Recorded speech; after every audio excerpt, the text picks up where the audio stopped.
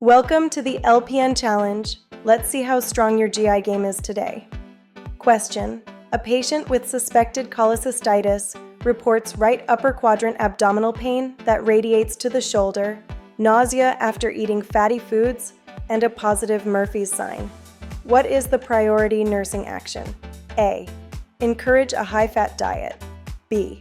Apply a heating pad to the abdomen. C. Keep the patient NPO and notify the provider. D. Give a glass of milk to reduce stomach acid. Correct answer: C. Rationale: suspected cholecystitis can worsen with food intake. Keeping the patient NPO and notifying the provider prevents complications and sets them up for labs, imaging, or surgical evaluation. Quick GI study tips for LPNs.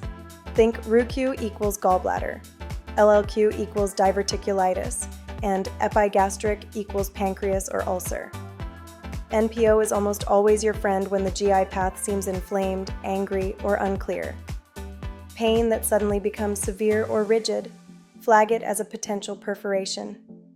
For nausea meds, know which ones prolong QT, which cause sedation, and which are safe for older adults.